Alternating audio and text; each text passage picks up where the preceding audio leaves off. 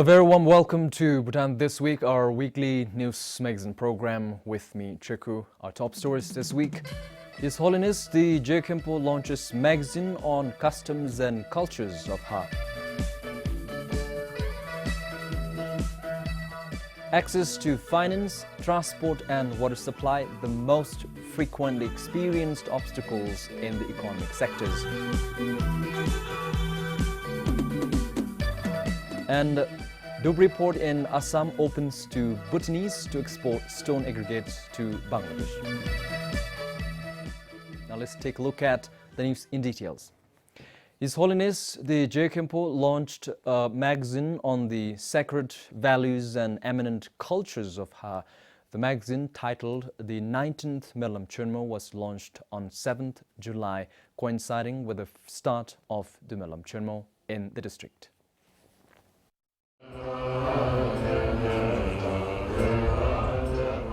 From a detailed narration on the mountains of Mary Pinsum to the local guardian deity, Chundu, and various bone practices, as well as tourism development plans and details of Ha's Melam Chimo, the magazine aims to educate people on the cultural and economic developments in the Dzongkhag.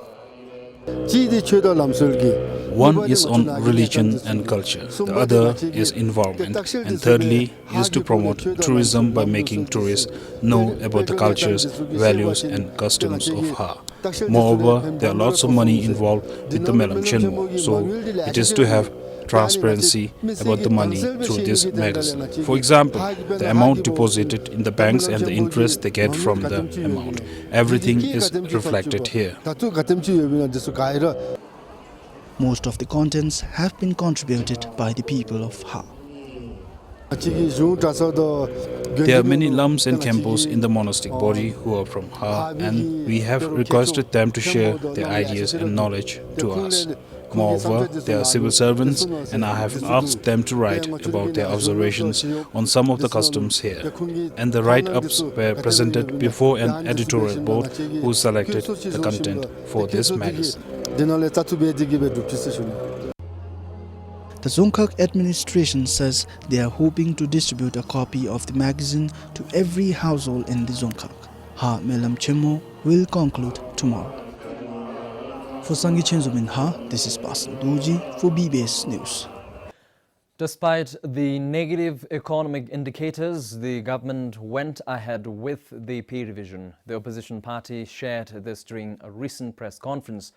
Druk Finsum Tokpa said it is unwise to make the move at a time when the country is facing a budget deficit, besides having a huge external debt. The DPT said the party was always skeptical of the recent pay revision. It has been wrongly timed without a proper analysis of the future implications. Dr. Pema Jamsu said the government is banking on the hydropower projects and tax reforms for the expenditure.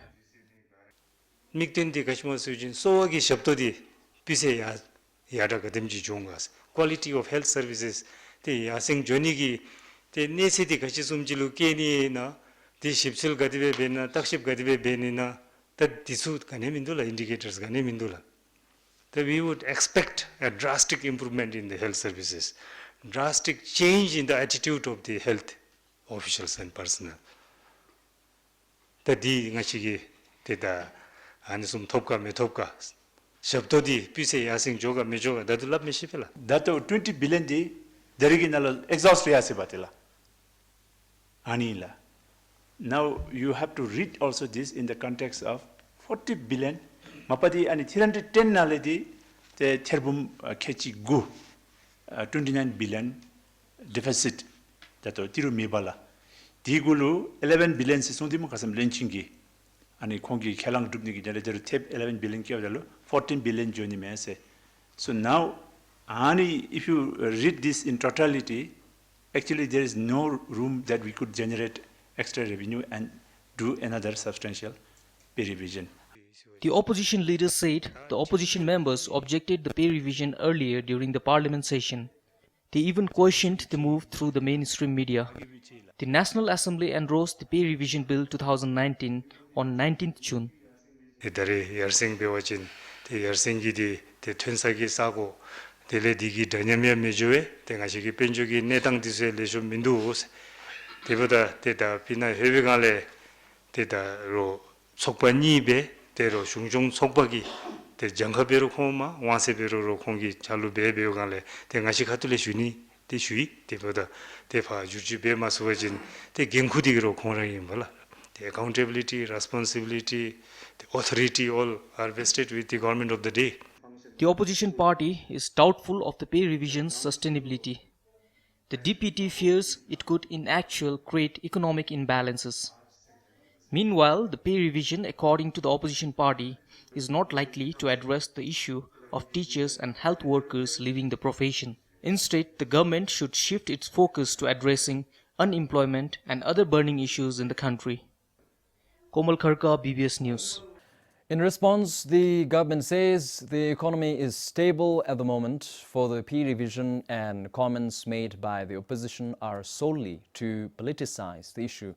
The government also assured of bringing down the fiscal deficit from 7% to 3% by the end of their tenure. This, they say, will be possible primarily with the tax reforms and by speeding up of the commissioning of hydropower projects. The foreign minister said recent comments made by the opposition are contrary to what they said during the parliament session. He stated it is a deliberate effort by the opposition to misinform the public. To pass the pay bill, the pay revision bill, you need 2/3 majority.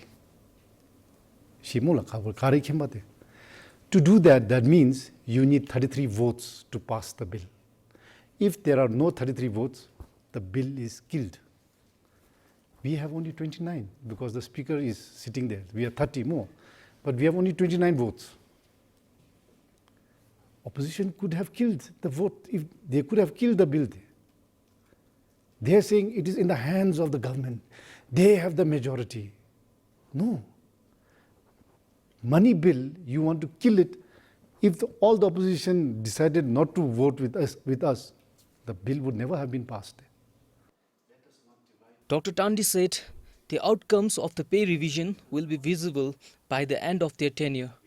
He added the DPT government in the past is responsible for deteriorating the quality of health and education, and that the present government is undoing their past mistakes. The government plans to generate 73% of the outlay budget from the domestic revenue compared to DPT's 60%. He said the country's GDP growth was also worst during the DPT government's time. We are going to do tax reforms. And I already mentioned, we hope to recoup 10 billion from once we have a tax reform, along with our digital drukul, making everything digitalized. There will be no tax evasion, there will be no underpayment of taxes. So with this strengthening, we should have sufficient resources, not only to close the fiscal deficit, but as I said, maybe have a little money over.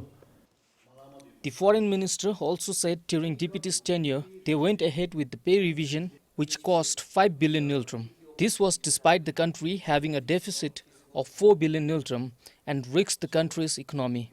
However, he assured present government would not make any decision which puts the country's economy at risk.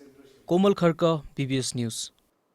Both the government and the opposition feel that it would be wise to suspend the Punasangchuan hydroelectric project for now if the indications from the ongoing analysis are not positive.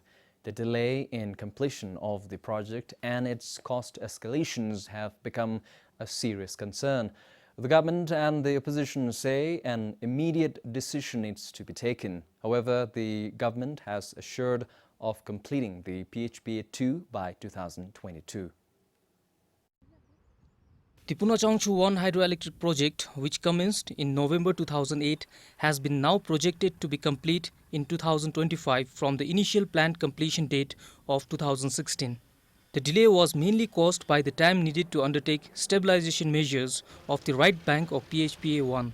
The delay has also escalated the initial project cost from over 35 billion niltrum to over 93 billion niltrum, which is almost threefolds. The government says an assessment is underway and the report will be submitted in the next session of the parliament. A panel of experts have been established who are closely monitoring the ongoing project. We are working very closely with our Indian counterparts. And you will see that these issues are also being taken up by the Indian government. They are also committed to ensuring that at least the PHPA projects are completed. And we are we are taking many decisions to make sure that it is completed in time. But on the PHPA-1, I would like to agree that we should make a formal decision to see whether we should continue with this project or whether we should. There's been already huge investments, and as I'm to understand, 60 to 80% of the work is completed. So now, if we undo it also, so much investment would have gone to waste. So we have to review to see whether how long, if we can get some clear timelines with very little escalation in the cost, then I think it is in our best interest to continue with it. Opposition leader Dr. Pema Jamsu says if there are chances of further problems and inconveniences, and if it may lead to future problems, it would be wise to think seriously about continuing with the project.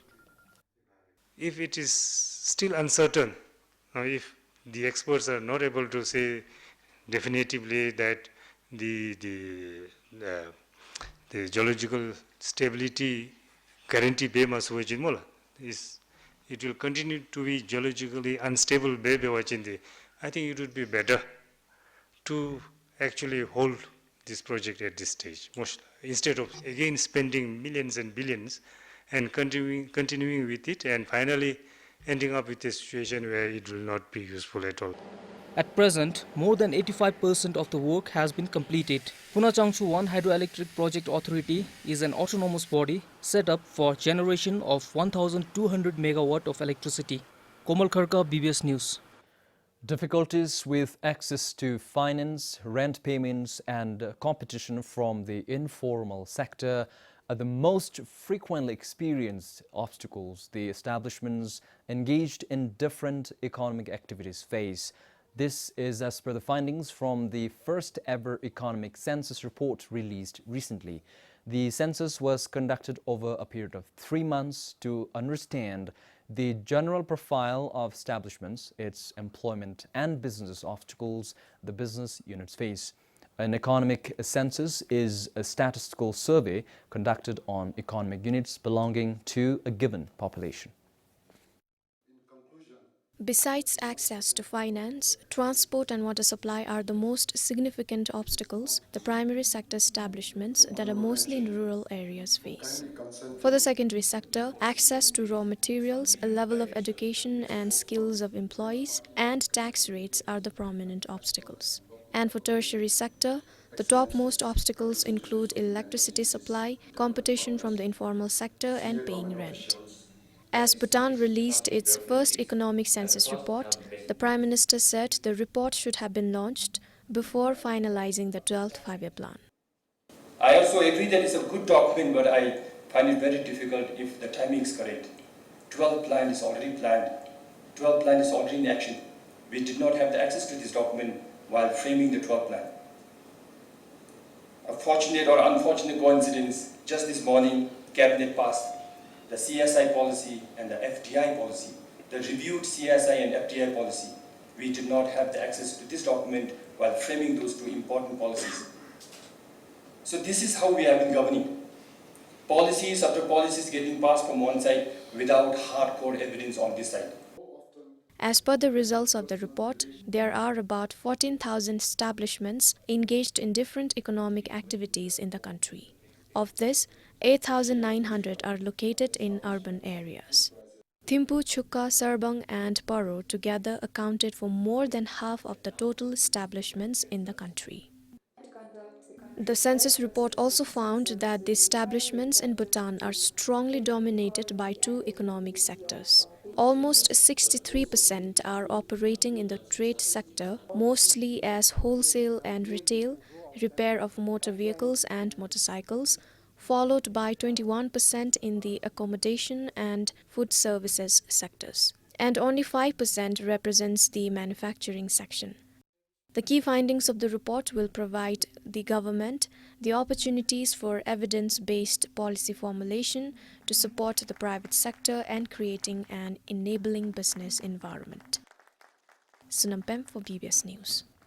While the government justified its move to leave Jemga out of the tourism flagship program against the opposition crying foul, for Jemga residents, the issue seems beyond politics. They say after the Chamkachu hydropower project was shelved, their hopes and promises of a swift socio-economic development rested on being a part of the flagship program.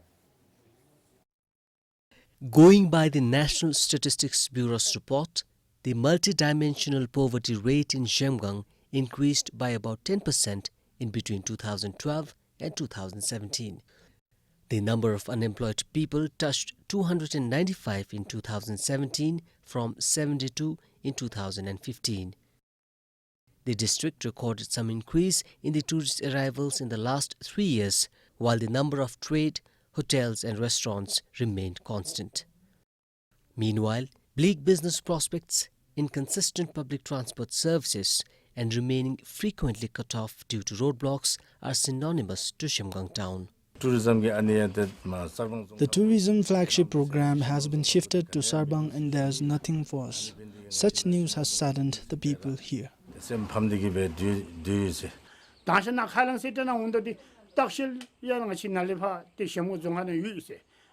During the election campaigns, the political parties promised us to provide tourism in Jemgang, establish a college, and even speed up the Chamkachu hydro project.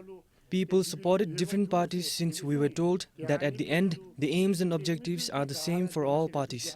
But now, seems like it is different. It is difficult to understand what is happening.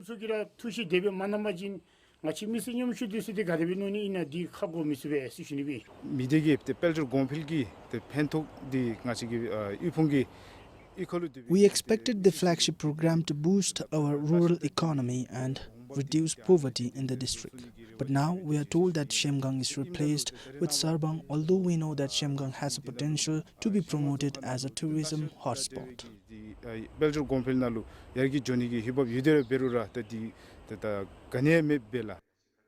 The opposition had labelled the removal of Jemgang and replacing it with Sarbang in the flagship program as politically driven. They said it is an act of discrimination since both the MPs of Jemgang are from Drukphensum Tsokpa, besides disrespecting the parliament's decision.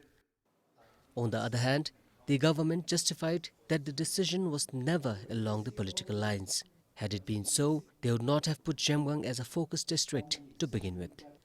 During the recent press conference, Foreign Minister Dr. Tande Doji said Jemgang was replaced with Sarbang, considering the greater benefits for both the Dzongkhaks and others nearby.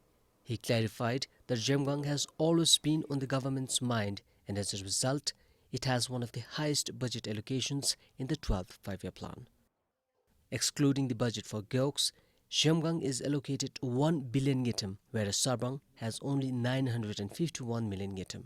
If at the end of the 5 years, if the people of Jemgang feel that they have been left out, I will take responsibility from the Tourism Council of Bhutan as the chair. But if they are going to benefit, I would like to request the people of Jemgang to rethink about the MPs that they are electing. Having an MP 3 times from 3 times and not bringing any benefit to the district, well, people should think, According to a statement the Office of the Prime Minister issued following the press conference, many development activities have been marked for the district and there is no reason for the people of Jemgang to be concerned. For Pema Samrup in Jamgang, Sonamwongdi, PBS News. The Health Ministry detected 36 new HIV cases in the last 6 months. Of it, 21 are male while 15 are female. Majority of them acquired the infection through unprotected sex, while 2 from HIV-infected mother to child. The new cases are undergoing care and treatment at the Jigmedor Jwangchuk National Referral Hospital in Thimphu. With this new detection, the ministry has closed the case detection gap by 2.4%. It is estimated that additional 602 Bhutanese are living with the HIV virus but unaware of their status. Since 1993, 663 HIV cases have been diagnosed in the country. Bhutanese can now export stone aggregates to Bangladesh using inland waterway at Dhubri port in Assam. The first consignment was loaded on Monday. Dhubri port is an important water port in Assam, located on the banks of the Brahmaputra River. An alternative route for exporters. Stone aggregates from Bhutan can now be transported through Dhubri port in Assam to Bangladesh.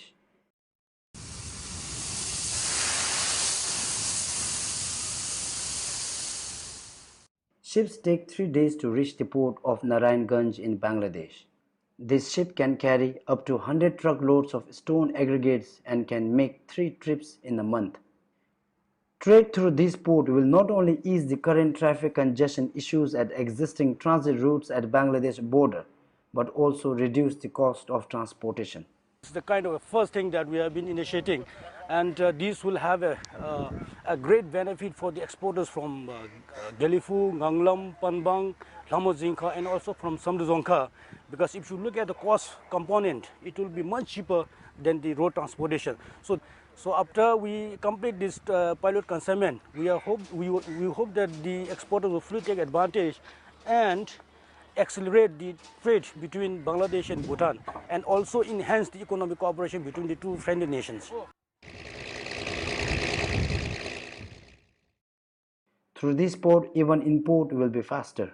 The standard operating procedure for the trade through inland waterways was signed during the Prime Minister's visit to Bangladesh in April this year. Today is a very historic day for Bhutan, as Bhutan is exporting the stone aggregates to Bangladesh through the Dhubri port here in Assam. The stone aggregate will be taken through the Brahmaputra River towards Bangladesh, and this is also an opportunity for other businesses which can take place through inland waterways. This is Sonam Penjol for BVS News from Dhubri port in Assam, India. One of the 3 juvenile white-bellied herons which were GPS tagged in May this year died last week. The juvenile named Sange suffered injuries on the left leg and wing. Tsawang Lendup, a researcher with the Royal Society for Protection of Nature, spotted the bird on the evening of 29th June when he visited the site upon hearing the news of the juveniles fledging and foraging around the Kisonachu River basin. The cause of the injury is not known, and the researcher says the nest along Kisonachu is one of the least disturbed areas. Fledging period is considered critical for the white-bellied heron juveniles. The bird fledges within 70 to 75 days from the day it hatches.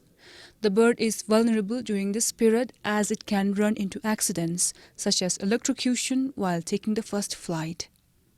On the rocks or something like that, because that area is also one of the most windy place.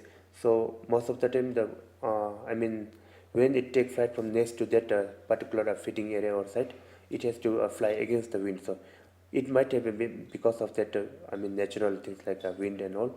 So in other ways, it could be also because the leg, it might have got stuck into the boulders, and while trying to take it out, the injury it might have caused. On the site of the injured juvenile, Tsawang called the concerned officials to rescue the bird. But it was already 4 in the evening and there was little they could do. Although the heron, as we reached to the site, it was almost dead, half dead. It was at the last stage of its breath. So we tried to apply some fast at. The force of the river was very strong, and we had to find a feasible site where we can cross the river. So in meantime, we took some time trying to see this a possible way to cross the river. So we got to a raft, but however at the mid of the river, so we couldn't. The heron just passed. Stopped breathing. The Royal Society for Protection of Nature surrendered the carcass to the Nature Conservation Division for preparation of specimen. Bhutan is among the few countries hosting the critically endangered white-bellied heron. Of the 200 in the world, Bhutan is home to 25, excluding the juveniles. The Royal Society for Protection of Nature has been carrying out heron conservation projects since 2003. Pup Game for BBS News. And this brings us to the end of this week's News Magazine program. Until next week, goodbye.